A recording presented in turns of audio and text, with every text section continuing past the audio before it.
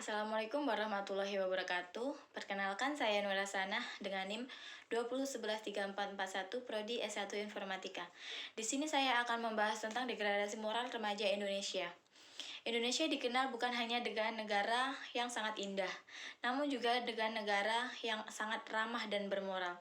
Namun, tawuran pelajar, bullying, kasus korupsi, perampokan, narkoba, seks bebas, pelecehan seksual, pembunuhan, kasus mutilasi, dan lain sebagainya yang terjadi saat ini membuat anggapan itu semuanya sirna seketika. Memang tidak dapat dipungkiri, dalam suatu kehidupan pasti ada problematika. Namun, hal tersebut menandakan masyarakat Indonesia saat ini sedang mengalami gejala degradasi moral.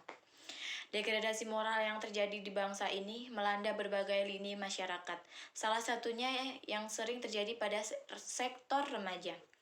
Generasi muda tentunya memiliki peranan sangat penting bagi suatu bangsa, karena di pundaknya lah nasib bangsa ke depannya digantungkan. Namun, pada kenyataannya, kondisi saat ini banyak remaja atau generasi muda yang bersikap amoral dan tentunya jauh dari harapan para pendiri bangsa ini. Degradasi berarti kemunduran, kemerosotan, atau penurunan dari suatu hal, sedangkan moral adalah akhlak atau budi pekerti menurut Kamus Besar Bahasa Indonesia. Jika kita interpretasikan keduanya, maka degradasi moral merupakan suatu fenomena adanya pemerosotan atau atas budi pekerti seseorang maupun sekelompok orang.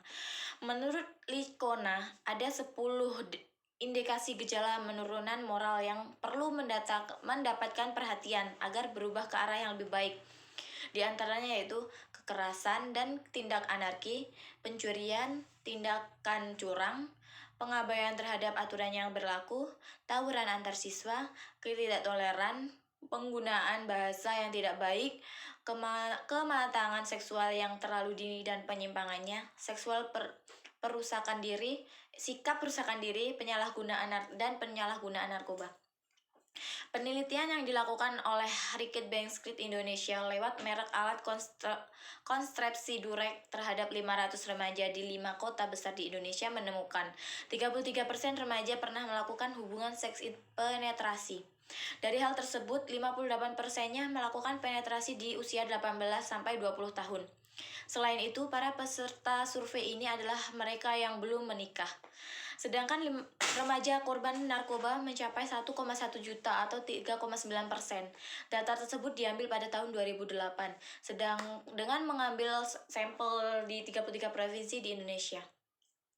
Data Pusat Pengendalian Gangguan Sosial DKI Jakarta menyebutkan pelajar SD, SMP, dan SMA yang terlibat tawuran mencapai 0,08% atau sekitar 1.318 siswa dari total 1 juta lebih siswa DKI Jakarta. Bahkan 26 siswa diantaranya meninggal dunia. Persoalan remaja saat ini tidak sampai di situ saja. Akhir-akhir ini banyak bermunculan kasus tentang siswa yang melawan gurunya. Bahkan sampai pada saat tega menganiaya gurunya sendiri sampai meninggal, seperti yang terjadi di Madura. Hal ini tentunya sudah kelewat batas. Tidak ada lagi hormat dan etika yang tertanam pada diri siswa tersebut. Tentunya ada aspek yang melatar belakangi maraknya degradasi moral pada generasi muda saat ini. Ada 2 poin penting yang dirasa cukup berperan dalam hal tersebut, yaitu keluarga atau orang tua dan lingkungan, baik di dalam maupun di luar sekolah. Keluarga dinilai sebagai faktor yang paling dominan dalam melakukan dasar bagi perkembangan moral atau akhlak. Karena sebagai madrasah pertama bagi remaja, namun pada kenyataannya, banyak para orang tua yang kurang paham tentang perannya tersebut.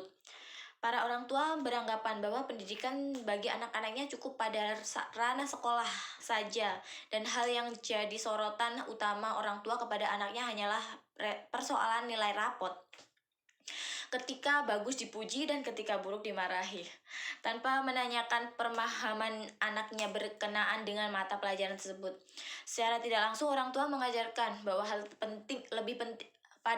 hasil lebih penting daripada proses. Maka dari itu pentingnya membangun komunikasi antar orang tua dan anak. Selain itu, banyak orang tua siswa yang tidak sepenuhnya mendukung pengajaran yang ada di sekolah.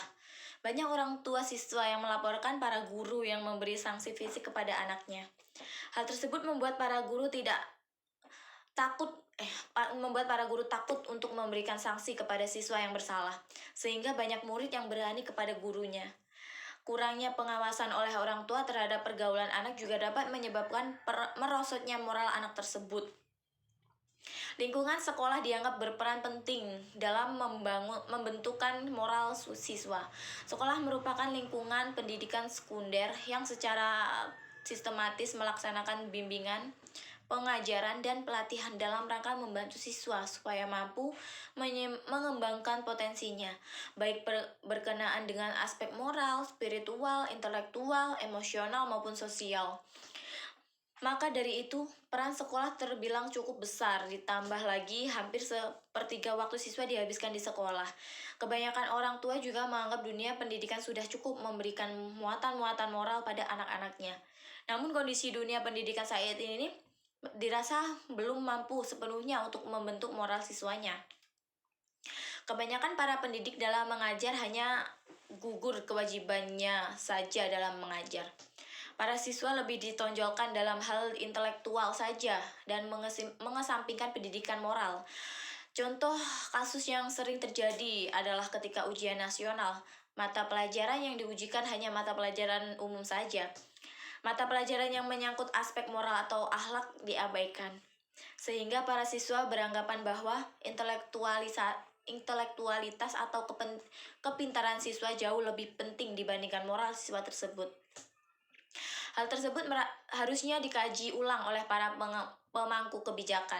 Degradasi moral pada remaja Indonesia dapat diperbaiki apabila kedua lini tersebut menjalankan perannya dengan baik dan penuh kesadaran dalam hal pendidik remaja saat ini. Alangkah lebih baiknya juga apabila kedua lini tersebut dapat berkolaborasi, bekerja sama, dan saling mendukung demi menciptakan generasi yang bermoral dan berakhlak mulia. Sekian yang bisa saya sampaikan. Apabila kurang lebihnya saya mohon maaf. Wabillahi taufiq wal hidayah. Wassalamualaikum warahmatullahi wabarakatuh.